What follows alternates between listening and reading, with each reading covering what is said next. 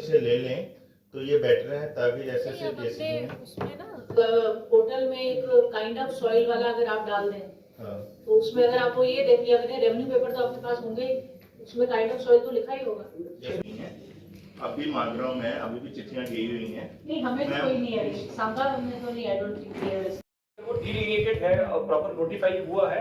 ऐसा हो सकता है कि गवर्नमेंट का ऑर्डर तो हुआ है, लेकिन अल्टीमेटली पटवारी के पास जाके उसका उसमें अमल होना है ना, अमल लॉज भी ध्यान में रखते हैं, लेकिन अब बन चुका है तो इनका सुपरसीड कर जाएगा। गवर्नमेंट को फ्लैग करने वाला इशू है, government has to take a call की रिव्यू में जो उसका पता इशू क्या है, उसका जो किस्म है ना, कौन सा कचरा।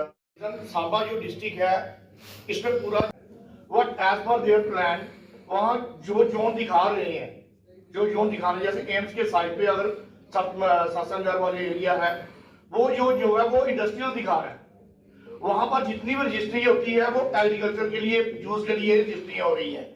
जब वहां पर कोई बंदा खरीदेगा, वहां पे एग्रीकल्चर वाली रजिस्ट्री लेकर जाएगा, और जब परमिशन लेने की जाए बिल्डिंग बायलॉज के अंदर for raising construction as a house, तो वहां पर तो इंडस्ट्री पॉलिसी वो इंडस्ट्री शो कर रहा है।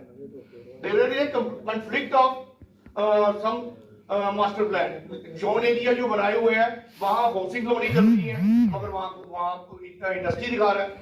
किस जगह पर ये वही बता रहे हैं कि उसका रिवीजन करने के लिए इन्होंने मास्टर प्लान का दिखा देते आप, मास्टर प्लान की स्लाइड दिखा देते हैं,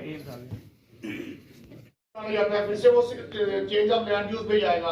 आपका पोर्टल जो है वो दिखा रहा है वहाँ के लिए जो चेंज ऑफ लैंड यूज है, उसके लिए आपकी 1 कनाल आपको सीएलयू की जरूरत नहीं रहेगी। This is a conflict of health. तभी मैं बोल रहा हूँ, वहां पर जेडीए में 1 कनाल आपकी नोटिफिकेशन के मुताबिक 1 कनाल के अंदर कोई चेंज ऑफ लैंड यूज करवाने की जरूरत नहीं है। बट वहां से अब जब सांबा में आएंगे हम, हमारे वहां तो चेंज ऑफ लैंड यूज करवाना पड़ेगा।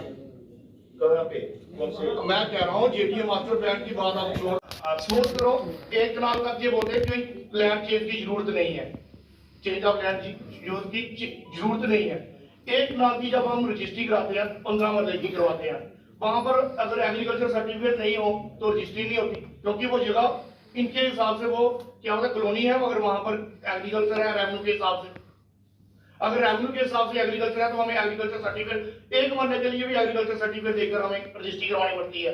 उस तरफ ये बोलते हैं 1 कनाल तक कोई जरूरत नहीं है। Small piece of land is there, हम रूरल एरिया करवाते हैं, वहां स्मॉल पीस ऑफ लैंड है, ना रेजिडेंशियल है, ना कमर्शियल है, ना और कोई चीज है। वहां 3 कैटेगरी रखी हुई है, irrigated, unirrigated and small piece of land. Small piece of land covers only 1 kanal of land, up to 1 kanal of land. Upward जो है वो इरिगेटेड या अनइरिगेटेड आएगा। उसमें हम स्मॉल पीस ऑफ लैंड का 1 मरला भी लेंगे, वो 1 मरले पे कौन सी एग्रीकल्चरिस्ट करेगा, मुझे बताइए जनाब। उस रिजर्व करना है, ये तो हर जगह बोर्ड पे जरूरी नहीं है ना कि वो एक्चुअल में एग्रीकल्चर नहीं सर, हर जगह सिर्फ रजिस्ट्री है म्युनिसिपैलिटी के अंदर वाली जो होती है वही हो रही है विदाउट एग्रीकल्चर सर्टिफिकेट। मैं आपसे रिक्वेस्ट करता हूं, ये आगे और टॉपिक डिटेल में बात स्पेसिफिकली आगे वही आ रहा है ना। इन्होंने डिस्ट्रिक्ट एडमिनिस्ट्रेशन सांबा की तरफ से स्टेक होल्डर मीट की करवाई pertaining to industrial establishments in private areas और हाउसिंग कॉलोनी जो प्राइवेट कॉलोनीज बनानी है उसके निस्बत।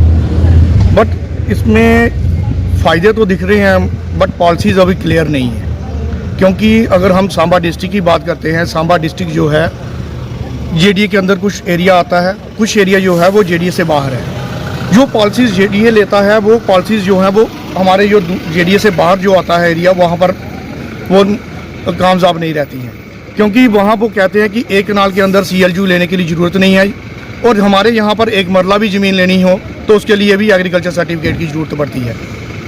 रजिस्ट्री को लेकर जाते हैं, अगर हम मास्टर प्लान की तरफ से जाते हैं, मास्टर प्लान एरिया जहाँ जेडीए वहाँ रहता है, वहाँ एज़ पर जेडीए पॉलिसी वो कहते हैं कि 1 कनाल के अंदर सीएलयू करवाने की ज़रूरत नहीं है, और आप वहाँ पर कुछ भी कर सकते हो।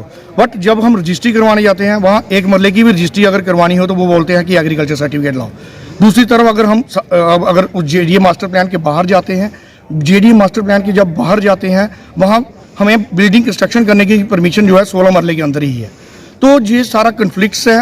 और दूसरी बात यह है कि प्राइवेट जो इंडस्ट्रियल एस्टेब्लिशमेंट की बात करते हैं वो फिजिबल ही नहीं दिखती है, because of the reason most of the persons industrialist coming from outside the duty ये चाहते हैं कि हमें यहाँ पर जगह मिले, मगर जगह को ले नहीं सकते हैं, अभी वो वाली पॉलिसी फ्रेम ही नहीं हुई है, तो इंडस्ट्रियल एस्टेब्लिशमेंट कैसे होगी। रही बात इंडस्ट्रियल एस्टेब्लिशमेंट की प्राइवेट जगह पे जो ओनर्स हैं उनको एक चंक ऑफ लैंड जो एस्टेब्लिश करने के लिए अगर वो जहाँ आते हैं उन्हें 10-10 मरले के लिए भी CLU फॉर इंडस्ट्रियल पर्पज़ के लिए आना पड़ेगा।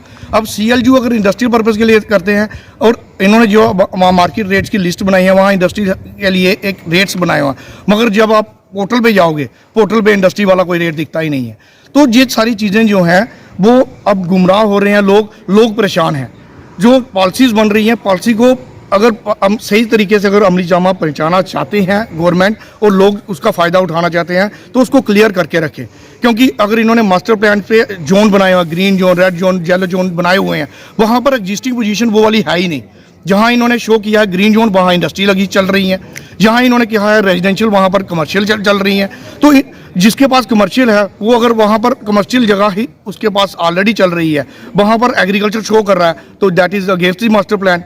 अब मास्टर प्लान की जाना 11A सेक्शन जो है ये कहते हैं सुपरसीड करती है, बट रेवेन्यू वहाँ पर कन्फ्लिक्ट करता है। अगर रेवेन्यू वाले कहते हैं कि वहाँ पर जो टाइटल है वो टाइटल एग्रीकल्चर का है, बट मास्टर प्लान कहता है वहाँ पर इंडस्ट्री का है, तो ये टोटल कन्फ्लिक्ट्स है। जब तक ये कन्फ्लिक्शन जो है वो सही तरीके से बाहर नहीं निकलेगी, लोग इसका फ़ायदा नहीं उठा पाएंगे।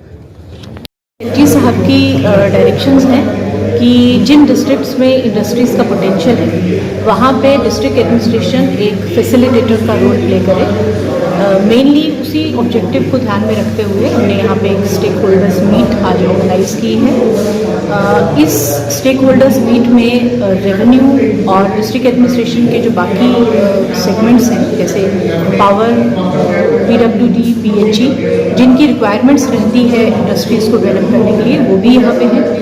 उसके अलावा इंडस्ट्रियल एसोसिएशंस की तरफ से रिप्रेजेंटेटिव्स हैं और प्रोस्पेक्टिव जो लोग हैं जो इंडस्ट्रियल एस्टेट डेवलप करना चाहते हैं वो सब यहाँ पे आज अवेलेबल हैं। हमने यहाँ पे कुछ रिसोर्स पर्सन्स को बुलाया है जो कि एक्सपर्ट इसमें अपने लेक्चर्स दे रहे हैं और बता रहे हैं कि क्या क्या किस तरह से क्या क्या प्रोसीजर रहता है। उसके अलावा दूसरा एक और बहुत एक डिमांड जो यहाँ पे है वो हाउसिंग नीड्स को लेके कि बहुत सारी कॉलोनीज़ ऐसा सुनने में आता है कि अनऑथोराइज तरीके से भी डेवलप हो रही हैं, तो उस चीज़ को ख़त्म करने के लिए जो इंडस्ट्रियल जो प्राइवेट हाउसिंग कॉलोनीज़ को डेवलप करना चाहते हैं उनको भी हमने यहाँ इनवाइट किया है और उनके क्या सवाल हैं, उनके क्या इश्यूज़ हैं, उनको लेके भी हमने यहाँ पे आज हम बात कर रहे हैं। बिल्डिंग परमिशंस को लेके बात कर रहे हैं, चेंज इन लैंड यूज़ को लेके बात कर रहे हैं।